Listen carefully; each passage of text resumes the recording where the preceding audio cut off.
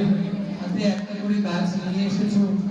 School বলে দিয়েছিল গাছ লাগানো হবে, কিন্তু কেন লাগানো হবে সেটা তো আমরা জানি না। শুধু হই হই করে গাছ নিয়ে এসে আর আজকে গাছ লাগিয়ে বাড়ি চলে যাবো হয়ে গেল। তারপরে কি আর কোনো কাজ আছে নাকি নেই? সেই বিষয়ে দু চার কথা বলবো, সকলে একটু মন দিয়ে শুনবো। আজকে ৫ই জুন বিশ্ব পরিবেশ দিবস। এই বিশ্ব পরিবেশ দিবস উপলক্ষে এই গুরুত্বপূর্ণ কর্মসূচি যে আয়োজন করা হয়েছে তার জন্য আমাদের বিদ্যালয়ের এইচওডি আব্দুল কারিম স্যার সহ এইখানে আমাদের উপস্থিত আছেন, তাদের সকলকে আমাদের পক্ষ থেকে অসংখ্য অভিনন্দন এবং শুভেচ্ছা। স্যারের যেটা একটা অদ্ভুত বিষয়, যে কোনো কাজের কথা বললে, যে কোনো অনুষ্ঠান বা কোনো কর্মসূচির কথা বললে একটা বাড়তি উৎসাহ পায়। এবারে যখন স্যারকে বললাম যে স্যার ৫ তারিখে একটা এনভায়রনমেন্টাল ডে প্রোগ্রাম করা যায় নাকি, স্যার সাথে সাথে শুনে বললেন যে কি তোমরা করো, কিভাবে কি করবে আমাকে জানাবে। তারপরে আমি অফ হয়ে গেছি, আমি আর বলিনি কিছু, কিন্তু স্যার আমাকে প্রতিদিন একবার করে বলেছে যে কিভাবে কি করবে একটা প্ল্যান চক আউট রেডি করবে। সম্প্রতি পশ্চিমবঙ্গ মধ্যশিক্ষা পর্ষদ, আমরা জানি যে ওয়াইল্ড লাইফ গাইড ইনস্টিটিউট এখন পশ্চিমবঙ্গ সরকারের সরকারি অনুমোদন প্রাপ্ত। আমার ছবিগুলো একটু পরে তুললে আমার মনে হয় সুবিধা হবে। ছবিগুলো একটু পরে তোলো, ওরা শুনছো না কিছু।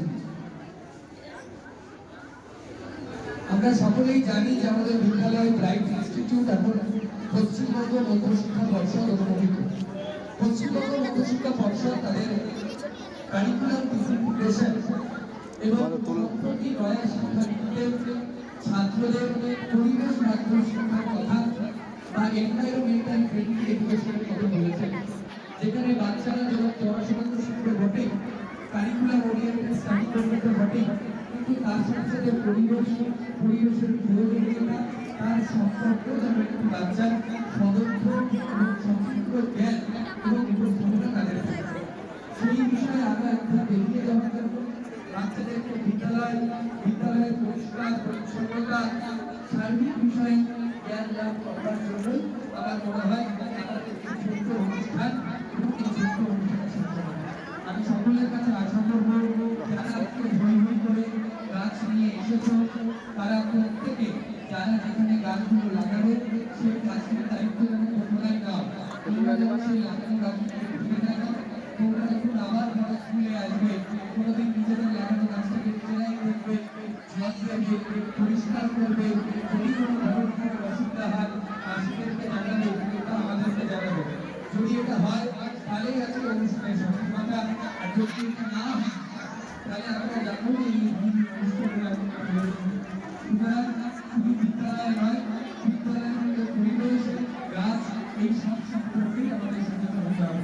আরো একজন সবাইকে বিশ্ব পরিবেশ দিবসের শুভেচ্ছা জানিয়ে এবং আজকের এই অনুষ্ঠান তার যে উদ্দেশ্য, সেই উদ্দেশ্য যেন সৎ এবং সম্পূর্ণ হয় সেই শুভেচ্ছা জানিয়ে আমি আমার বক্তব্য শেষ করছি।